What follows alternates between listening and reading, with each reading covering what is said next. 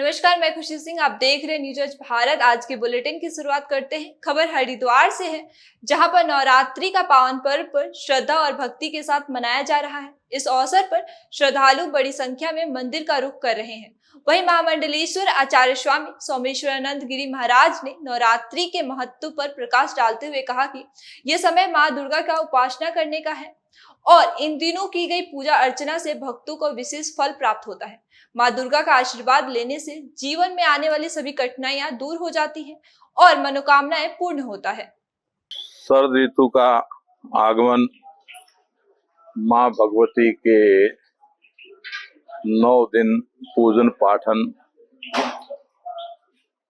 मां भगवती हमें सबसे बड़ा संदेश देती है। जैसे हम कन्या पूजन करते हैं, कन्या पूजन तो करते हैं, पर हम कन्या पूजन के साथ साथ उसके रहस्य को जानने की इच्छा नहीं करते। हमारे अंदर इच्छा जागृत नहीं होती। हमें इच्छा इतनी होती है कि हम माँ की पूजा करें और कंचकों की पूजा की, हमारा काम सफल होगा, हमें माँ भगवती का आशीर्वाद मिला है। परंतु वास्तविक सत्य ये कहती है नवरात्रि कि माँ तो बहुत निराली है। वो माँ नहीं होती, ये जगदम्बे माँ की सारी स्वरूप है, आद्य शक्ति का स्वरूप है। इस सृष्टि का भगवान शिव ने जो है उनके स्वरूप में अर्धनारीश्वर है, ये आद्य शक्ति है। आद्य शक्ति अगर आप सब नहीं होती, मेरी माँ तुम नहीं होती, तो मैं कैसे आता। तेरी कृपा से मैं आया और तूने मुझे गले लगाया, तूने वात्सल्य का प्यार दिया और तूने जो है हमको नाम दिया, तूने हमको शिक्षा दी, तूने हमको ज्ञान दिया। मेरा तो कुछ था ही नहीं, फिर भी उस करुणामयी माँ का अपमान करने के लिए सब तैयार रहते, कभी सोचते नहीं वो सत्य क्या है असत्य क्या है। वो माँ भगवती का स्वरूप जो है, स्त्रियां हैं, लड़कियां हैं, कन्याएं हैं, उन सब का सम्मान करने की भावना हम पूरे देशवासियों के अंदर, पूरे पृथ्वीवासियों के अंदर आनी चाहिए। क्योंकि सृष्टि का सर्जनहार एक सृष्टा और एक सृष्टि, सृष्टि ये माँ जगदम्बा है। अगर ये नहीं अवतरित होती तो ना ये वनस्पति होती, ना आप और हम होते। मैं तो उस माँ का इतना धन्यवाद करता हूँ कि माँ तू कितनी जो है करुणामयी है, कितनी दयामयी है। तू थी तो मैं आया, तू नहीं होती तो मैं कहाँ आता। तेरी बड़ी कृपा है, तूने सबको जो है सहलाया, तूने सबको बनाया।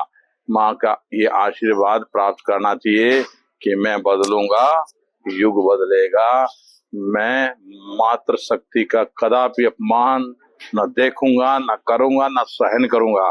ऐसे हम दृढ़ संकल्प करें तब हमारा धर्म सुरक्षित होता है। अन्यथा हम धार्मिक होते हुए भी हम अपने विचारों से कमजोर हो जाते हैं। यही माँ आद्य शक्ति 9 दिन में उन कन्याओं की पूजा के द्वारा शुभ संदेश देती है। इसको सभी लोग धारण करें। हरिओम तत्सत, हरिओम तत्सत। खबर हरिद्वार से है, जहां पर माफियों ने डेरा, मठ और मंदिरों को अपनी चपेट में लेने का मामला सामने आया है। बता दें कि महामंडलेश्वर स्वामी प्रबोधानंद गिरी जी महाराज ने बताया कि उन्होंने इस मामले में सरकार से भी अपील की है कि भू माफिया चाहे जो भी हो, उसे सख्त सख्त सजा मिलनी चाहिए। लेकिन ना तो सरकार ने इस पर कोई एक्शन लिया और ना ही मीडिया ने इस पर कोई गंभीरता दिखाई है। उत्तराखंड देवभूमि पूरे विश्व में इसलिए पहचाना जाता है कि इसीलिए इसको देवभूमि कहते हैं।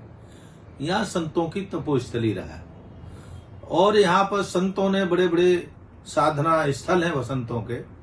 वास्तव में देवभूमि से आश्रम निकाल दिया जाए, गंगा निकाल दिया जाए, मठ मंदिर निकाल दिया जाए और साधु संत निकाल दिया जाए, ये सब निकालने के बाद भी देवभूमि नहीं बचती। देवभूमि वास्तव में इसी से बचती है।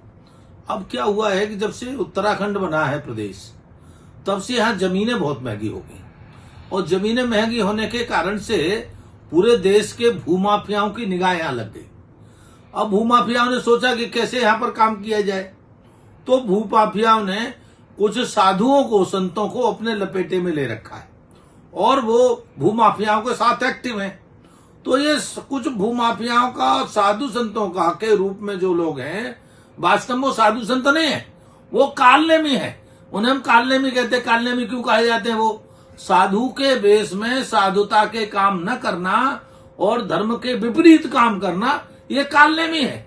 तो वास्तव में यहाँ 2-4 ऐसे बड़े बड़े तथाकथित लोग हैं जो कालनेमी का काम कर रहे हैं।